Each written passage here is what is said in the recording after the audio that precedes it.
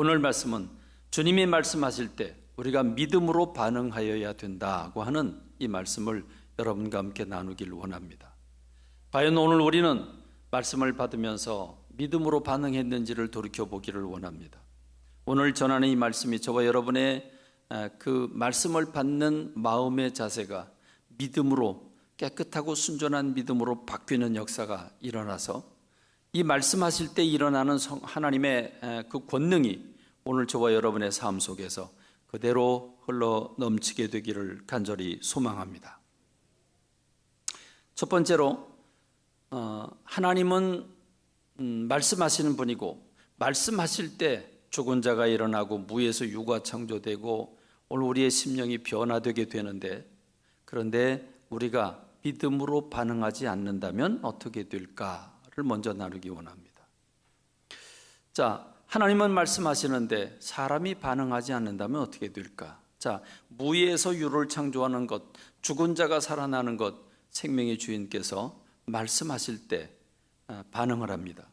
근데 우리는 인격을 가지고 있습니다. 인격을 가지고 있는 우리들에게 주님이 말씀하실 때 우리 인격적으로 반응을 해야 합니다.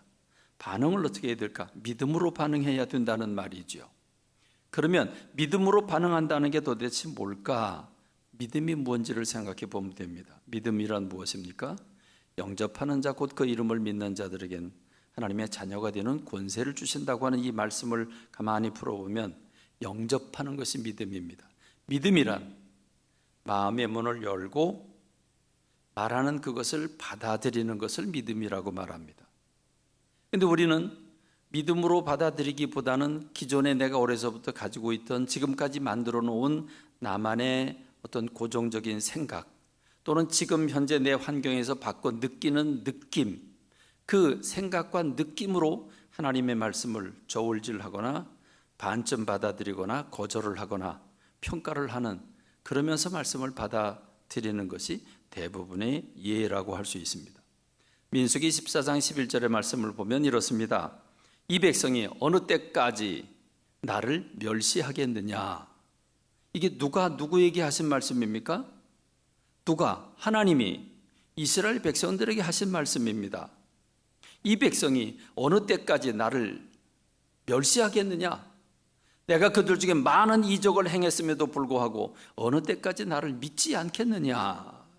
믿지 않는 것은 곧 멸시하는 것이라고 말씀하고 계신 겁니다.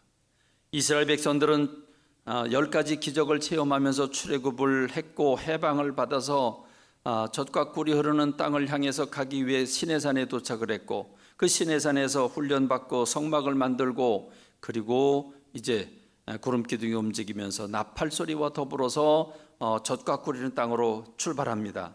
그리고 10하루 만에 도착을 합니다. 드디어 가나안 땅 입구에 도착을 했습니다. 이제 들어가기만 하면 됩니다. 그래서 모세가 외칩니다.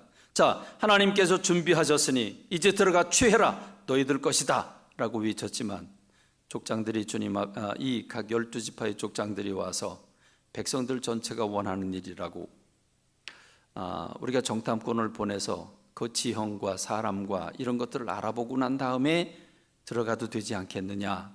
그래서 하나님이 할 수 없이 그래 그럼 그렇게 해라 라고 허락을 해 주셨습니다. 12사람이 각 12지파의 족장 대표들 12사람이 40일 동안 정탐을 했습니다. 12사람이 40일 동안 강원도만한 땅덩어리를 조사를 했으니 아주 이잡듯이 뭐 다 조사한 거죠. 세밀하게 조사한 거죠. 그리고 돌아올 때 그들은 장대에다가 포도송이를 그 한 줄기를 가지고 옵니다. 그래서 보여줍니다. 가서 보니까 과연 젖과 꿀이 흐르는 땅이더라. 여기 포도를 봐라. 모두가 거기까지 감동을 합니다. 과연 하나님이 젖과 꿀이 흐르는 땅으로 인도하셨구나. 그런데 그 다음이 문제였습니다. 그러나 이제 우리는 끝났다. 이제 우린 죽었다.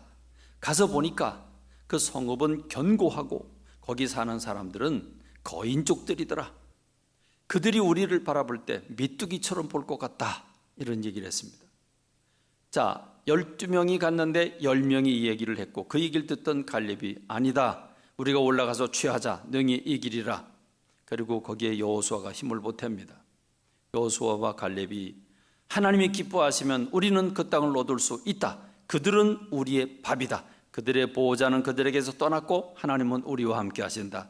그러니까 우리가 가자 그랬지만 백성들은 10명의 이야기를 듣고 밤새도록 통곡하고 울고 그러면서 이렇게 입술로 범죄합니다. 차라리 이집트에 있을 때 거기서 죽어섰으면 좋았을 걸. 차라리 여기까지 오면서 광야에서 죽어섰으면 더 좋았을 걸. 어째서 너희가 우리를 저 사람들 손에 의해 죽게 하느냐. 이제라도 우리가 한 장관을 세워서 이집트로 다시 돌아가자. 그리고 장관을 뽑으면서 모세와 아론을 때렸다라고 말하고 있습니다. 쳤다라고 말하고 있습니다.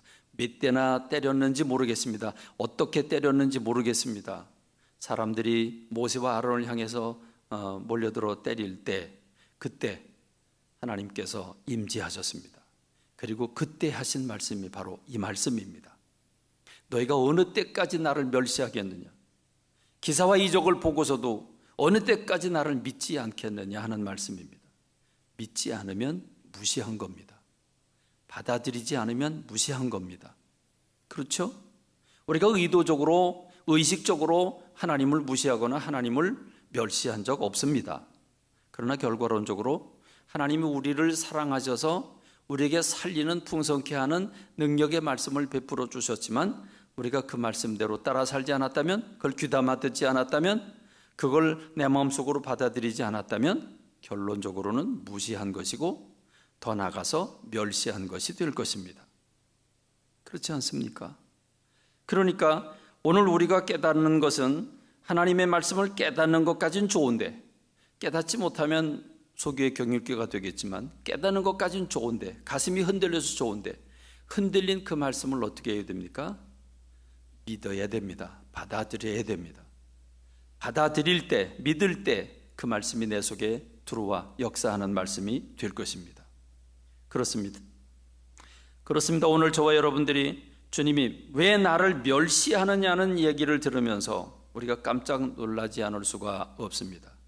중요한 것은 이 멸시를 받은, 이 무시를 당한 하나님께서 어떻게 치리하셨습니까? 그래, 너희들의 말대로, 너희들의 믿음대로, 무신론자도 믿고 있는 거죠. 하나님이 없다고 믿고 있으니까. 너희가 광야에 죽었으면 좋겠다는 너희들의 믿음대로 광야에서 죽으라고. 하나님은 40일 동안 정탐을 했으니 1년을 곱해서 40년 동안의 기간을 줄 테니까 이 기간 동안 너희가 광야에서 죽으라 말씀을 하시죠. 그러나 여호수아와 갈렙은 제외다, 예외다. 그들은 믿음으로 반응했기 때문이라 말씀하고 계십니다. 오늘 여기 있는 지금 하나님 앞에 있는 이 모든 사람들은 한 사람도 가나안 복지에 들어가지 못한다. 너들의 믿음 때문이다 라고 주님이 결론을 내리고 계십니다. 그러므로 오늘 저와 여러분들이 하나님의 말씀을 존중하는 걸 넘어서서 마음 열고 받지 않으면 하나님을 무시하거나 멸시하게 된다는 사실을 기억하십시다. 여러분, 이거 겁주는 말씀 아닙니다. 주님의 말씀이십니다. 두 번째로, 그러나 구약시대에 순수하게 믿음으로 주님이 하신 말씀을 순수하게 믿음으로 반응한 사람들은 하나님의 영광을 보았습니다. 그렇습니다. 우리는 하나님의 말씀에 믿음으로 반응해야 합니다. 믿음으로 반응해야 합니다. 여러분, 하나님의 말씀을 마음을 열고 믿음으로 반응한 저와 여러분 되길 주님의 이름으로 축원합니다. 그런데 어떤 믿음이어야 합니까? 순수하고 깨끗한 어린아이와 같은 믿음이어야 합니다. 그런데 아주 죄송합니다마는 저와 여러분 모두가 이미 믿음을 버렸습니다. 우리는 믿음을 가지고 있지 않습니다. 우리는 믿음도 물론 무신론도 믿음이죠. 하나님이 없다고 하는 걸 믿는 것도 믿음이니까 그렇게 보면 오늘 우리는 잘못된 믿음을 가지고 있습니다. 지금 우리가 가지고 있는 믿음은 성경에서 말하는 하나님이 요구하시는 순수한 믿음이 아니라 우리가 세상을 살면서 터득한 상식, 세상에서 터득한 우리가 보고 듣고 배우는 이 세상 것에 대한 믿음을 가지고 살고 있습니다. 곧 과학과 상식, 의학, 이 합리성을 가진 이 합리적인 사고의 틀, 그 틀 안에 우리가 갇혀 있습니다. 우린 이걸 믿음이라고 말하지는 않지만 그걸 믿고 살고 있습니다. 자, 우리가 한번 좀 더 이 부분을 깊이 생각해 보려면 마르다와 마리아 사건을 보면 쉽게 느낄 수 있을 겁니다. 예수님은 갈릴리에 계시다가 예루살렘에 절기가 되면 내려오십니다. 그리고 예루살렘 유다 지역에 내려오실 때에는 꼭 나사로의 집에 가서 쉬셨습니다. 그리고 아침에 일어나면 또 성전에 가서 복음을 전하셨습니다. 자, 그런데 예루살렘 그 부근에서 복음을 전하고 계시는데 전갈이 왔습니다. 이 나사로의 집에서 사람을 보내서 지금 나사로가 병들어 죽을 지경이 되었다고 어서속히 오셔서 우리 오라버니를 좀 고쳐달라고 이렇게 전갈을 보냈습니다. 근데 예수님은 그걸 보고 다 아시고 일부러 며칠 동안을 머물다가 늦게 가십니다. 그리고 그 사이에 나사로는 죽었습니다. 그리고 무덤을 열고 시신까지 안장을 했습니다. 그리고 유대인의 무덤은 우리와 좀 다르죠. 우리는 땅을 파고 묻거나 화장을 하게 되는데 거긴 굴을 파고 시신을 돌 위에 모시고 그리고 그 굴 입구를 큰 돌로 막아 놓는 방법입니다. 자, 이렇게 이미 다 안장을 다 했습니다. 예수님 그걸 다 아셨죠. 아시고 늦게 오셨습니다. 그리고 동네 어귀에 오셨는데 아직 그 집으로 들어가지 않으십니다. 그럴 때 예수님이 동네 어귀에 오셨다는 소식을 듣고 마르다가 성질이 좀 급하죠. 마르다가 뛰쳐나갑니다. 뛰쳐나가서 예수님께 얘기를 하죠. 여러분, 이 마르다가 한 얘기가 무엇입니까? 요한복음 11장 21절에 보면 예수님께서 여기 계셨더라면 내 오라버니가 죽지 않았을 것입니다. 예수님이 여기 계셨더라면 내 오라버니가 죽지 않았을 겁니다. 아마 모르긴 하지만 이 마르다는 예수님을 보자마자 예수님의 가슴팍에 묻으며 울면서 얘기를 했던지 아니면 예수님의 가슴팍을 때리면서 얘기를 했던지 이 마르다는 왜 일찍 안 오셨냐고 좀 일찍 오시지. 벌써 전가를 한 지가 언젠데 왜 이제 오셨냐고. 주님이 여기 계셨더라면 내 오빠가 죽지 않았을 텐데 이미 죽었습니다. 그러니까 끝났다는 말이죠. 자, 마르다가 생각하는 끝났다는 개념, 이 개념 무엇입니까?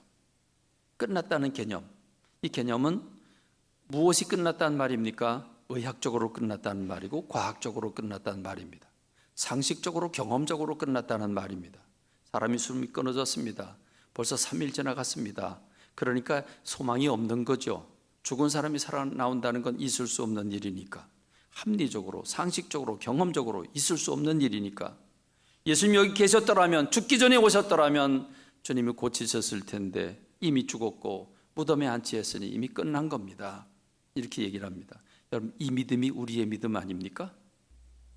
예수님께 그 말을 해놓고 멋쩍은지 그래도 믿음의 말을 뱉어냅니다. 뭐라고 그러냐면 그러나 나는 이제라도 주께서 무엇이든지 하나님께 구하시는 것을 하나님이 주실 줄 아나이다.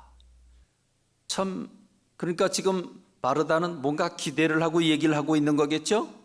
그랬더니 예수님이 시원하게 이렇게 대답을 하십니다. 그래, 네 오라버니가 다시 살리라. 네 오라버니가, 네 오빠가 다시 살 거다. 그럼 여러분 우리가 어떻게 해야 돼요? 어떻게 반응해야 돼요? 예수님 정말이에요? 정말이에요? 정말이지요?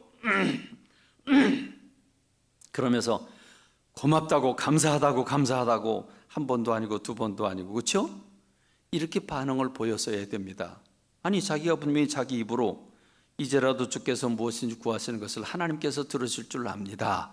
이렇게 얘기를 했고 예수님이 네 오빠가 살 거다 그랬으면 감사하다고 그래야 될 텐데 뭐라고 그럽니까? 요한복음 11장 24절에 보니까 마르다가 이르되 마지막 날 부활 때에는 다시 살아날 줄을 내가 아나이다. 자기 입으로 얘기를 해놓고 이 대답은 뭔 대답입니까? 그 참 어이가 없죠. 도대체 이게 무슨 대답입니까? 왜 이런 대답을 했습니까? 오늘 우리가 가진 신앙과 비슷하죠. 도금합니다. 교리입니다. 교리적인 신앙에 우리가 포로되어 있지 않습니까? 예, 살아날 겁니다. 살아나긴 살아나는데 마지막 때 모든 사람이 부활할 때 그때 부활할 것입니다. 이게 마르다의 신앙이었습니다. 마르다의 신앙은 세상적인 신앙이었고 합리적인 신앙이었고 과학에 사로잡힌 신앙이었습니다. 그리고 교리에 사로잡힌 신앙이었습니다. 자, 그러자 예수님께서 딴소리하지 말고 저 무덤의 문, 그 돌 옮겨놔라. 그러니까 마르다가 뛰쳐나옵니다. 예수님, 죽은 지 3일이나 돼서 냄새가 납니다. 저 돌을 옮기라니요. 죽은 지 3일이나 돼서 냄새가 납니다. 주님이 책망을 하시죠. 네가 믿으면 하나님의 영광을 보리라. 내가 말하지 않았느냐? 네가 믿으면 하나님의 영광을 보리라 말하지 않았느냐? 그러면서 주님께서 하나님 앞에 기도를 올리는 겁니다. 그게 오늘 우리가 읽은 성경 본문의 말씀이지요. 그리고 나사로야 나오라 명령을 하십니다. 여기 모인 모든 사람들에게 예수님 하나님의 아들이라고 하는 것을 증거하기 위해서 이들이 믿음이 없지만 주님은 하나님이 살아계신 하나님의 아들이라는 걸 보여주기 위해서 이 나사로를 다시 살리시는 사건을 일으키시는 장면을 우리가 봅니다. 여기서 주님이 하신 핵심의 말씀, 내가 믿으면 하나님의 영광을 보리라. 어떻게 믿는 겁니까? 순수하게 믿는 거죠. 깨끗하게 믿는 거죠. 단순하게 믿는 거죠. 복잡하지 않습니다. 단순합니다. 무엇입니까? 지금 여기서 역사하시는 하나님 믿으십니까? 여러분의 일, 여러분의 자녀, 여러분의 가정, 여러분의 사업, 여러분의 삶의 현장에서 여러분의 문제를 지금 여기서 해결하신 주님을 믿으십니까? 믿으십니까? 그걸 믿으시기 바랍니다. 그걸 받아들이시기 바랍니다. 그래서 기도도 하고 그래서 명령도 하시기 바랍니다. 그러면 귀신들이 떠나가고 문제가 해결되고 여러분의 삶에 변화가 일어나게 될 줄로 믿습니다. 그렇습니다. 그래서 우리 주님은 지금 네가 믿으면 하나님의 영광을 보리라는 그 예수님이 가시는 곳곳마다 병자들을 고쳐주는데 병자들을 보면 아픈 사람을 보고 측은히 여겨서 일로 와라 내가 고쳐줄게. 그리고 고쳐주지 않으셨습니다. 예수님은 꼭 반드시 물으셨습니다. 내가 믿느냐? 소경에게 내가 눈뜨게 될 줄 믿느냐? 주님이 물으셨습니다. 반드시 묻습니다. 내가 믿느냐? 어느 날 귀신 들린 아이의 아버지가 귀신 들린 아이를 데리고 왔는데 예수님 높은 산에 베드로와 야고보 요한을 데리고 기도하러 가셨고 남은 제자들이 이 귀신 들린 아이의 아버지가 이 아이를 데리고 왔는데 고쳐달라고 하자 열심히 했는데 안 고쳐졌습니다. 귀신이 안 떠나갔습니다. 그러자 예수님 내려오셨고 예수님께 데려오자 예수님이 한숨을 쉬십니다. 도대체 내가 너희들과 언제까지 같이 있어야 되느냐라고 말씀하시면서 이 믿음이 적은 자들아 내게 데려와라 이렇게 말씀하시니까 이 사람이 너무 신이 나서 할 수 있거든, 할 수만 있으시면 이 아이를 고쳐주세요. 예수님이 기분 나쁘셨습니다. 자존심 상하셨습니다. 그래서 이렇게 말씀을 하시죠. 할 수 있거든이 무슨 말이냐? 믿는 자에겐 능치 못할 일이 없느니라. 할렐루야, 할렐루야. 이 아이 아버지가 내가 믿나이다, 나의 믿음 없는 것을 도와주소서. 그럴 때 주님께서 그 귀신을 추방해 주시는 말씀을 볼 수 있습니다. 그러므로 여러분, 오늘 저와 여러분들이 내가 가진 상식과 과학과 합리적인 생각이나 교리적인 신앙의 틀에서 벗어나 주님이 지금 여기서 말씀하실 때 주님이 여기서 지금 내 사건을 치유하실 수 있고 회복하실 수 있고 해결하실 수 있다는 사실을 단순하게 믿는 저와 여러분이 되기를 주님의 이름으로 축원합니다. 그래서 마지막 네 번째로 주님은 지금도 살아계신 주님이십니다. 지금도 일하시는 주님이십니다. 요한복음 14장 12절에서 예수님은 제자들을 불러 모아놓고 이렇게 말씀을 하셨습니다. 내가 진실로 진실로 너에게 이르노니 나를 믿는 자는 여러분 주님 믿으시죠? 여러분 주님 믿으시죠? 나를 믿는 자는 내가 하는 일을 그도 할 것이고 또한 그보다 큰 일도 하리니 이는 내가 아버지께로 감이라.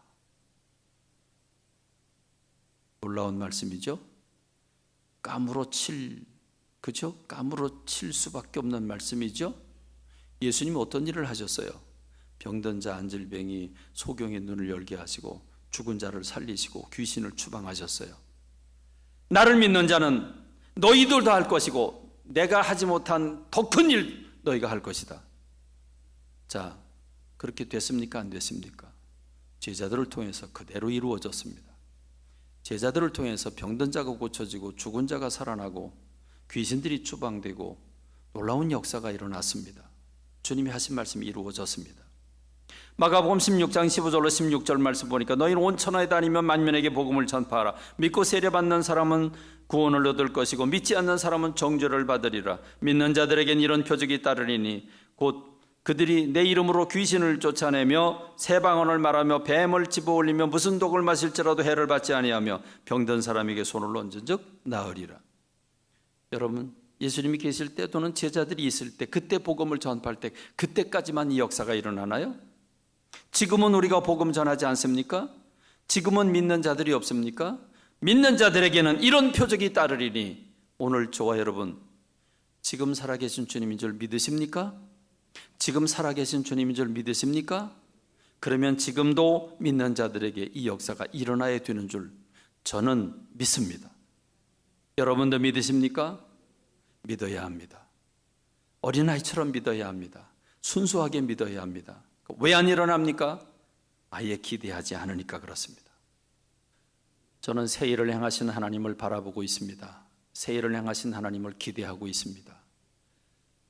우리가 지금까지 가지고 있던 이 잘못된 믿음들, 경험과 상식과 세상적인 과학적인 합리적인 생각을 믿고 있는 이 믿음으로부터 벗어나 살아계신 하나님을 내 마음속에 모시고 살아계신 하나님의 말씀을 믿고 그 말씀을 따라서 우리가 믿음으로 고백할 때 하나님의 역사가 내게 일어나기를 간절히 소망합니다.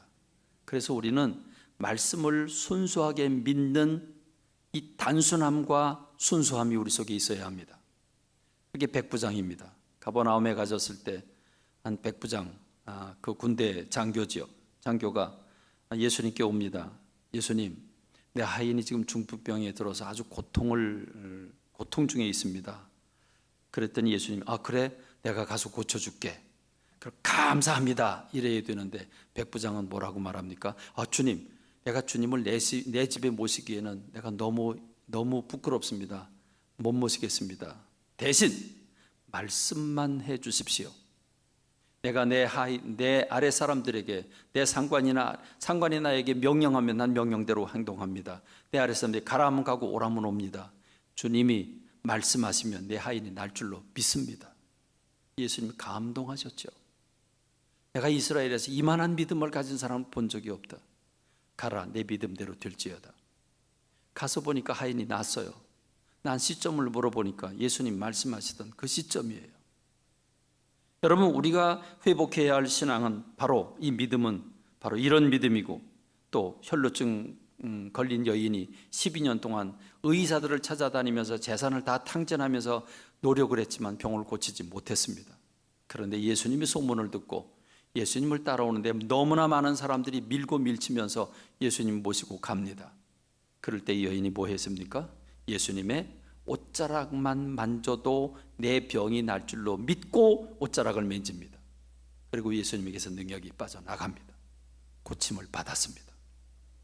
오늘 21세기를 살아가는 과학시대이지만 그럼에도 불구하고 우리 하나님은 살아계시고 과학을 능가하는 초월하신 하나님인 줄로 믿습니다.